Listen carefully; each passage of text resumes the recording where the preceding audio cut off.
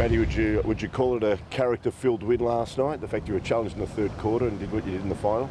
Yeah, definitely. We had a big focus to start well and finish well, but we should work at that in between, I guess. It's been a couple of times now where our third quarter sort of let us down, but the character that the boys did show was, really inspiring. The odds seem to be stacked against you. How does that, when you lost Griffin and Hill, how does that rank as wins you've been a part of?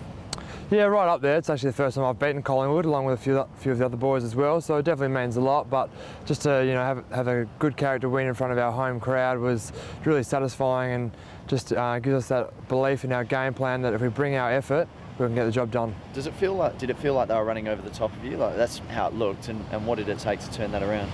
Oh, I wouldn't say they were running over us, but just the midfield was getting it done for them. Dane Swan really lifted, so we just needed to absorb that a little bit better. And from the fourth quarter, we proved that we can run it out. Ross said there was a pattern emerging from the Gold Coast game in that third term. Is there anything you can elaborate on that, or was it just a structure thing? Oh, yeah, more of just a structural thing that we need to tinker with, and the players need to recognise a little bit sooner. We can't be waiting for the little green man to come running out every time. Nathan Buckley said don't expect a pretty game last night because of the tactics of both sides. Did you sense it was very much you didn't have a lot of time on the ball once you got it? Yeah, we knew it was going to be a really contested game, and that's what stands up on the big stage. So we've got to bore in and get our numbers to the contest, which we had planned for, and we feel we executed. Jonathan Griffin, no doubt a bit of a downer on the night. Have you spoken to him at all? Have you seen him at all? I spoke to him briefly last night. He was obviously very, very devastated, but he's got scans later today, and I've still got my fingers crossed for him, as I'm sure he does as well. He's done a power of work so far, so we'll wait for the expert opinions and the scans and go from there. You've got to be pleased with the efforts of guys like Zach Dawson and Silvani playing out of position.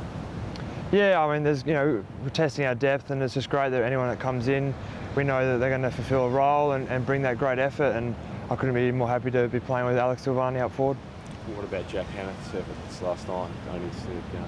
Yeah, so these kids come in and they're so raw, but they're so keen, and they just want to play and impress and bring that effort that we're striving for. So Jack's been really good, and he'll have to step up again. It's been a pretty good pickup in hindsight with the way your ruck depths have taken a battering this year. Yeah, it's been a bit unfortunate, but we've got Zach Clark still to come in, and Jack Hannah will have to step up as well.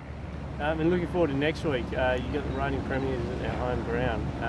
How you guys setting yourself ready for that challenge? Yeah, it was the first thing that sort of Ross said last night. It was a good win, but don't get too carried away with it. We've got a great team next week, so we'll do our due diligence early in the week and come up with a plan to take them down. You guys have got a pretty decent record at SCG in recent years, especially Nat Fyfe. It'll be good to have him back at that game. Yeah, it was his rising star game from memory. I know he loves playing up there.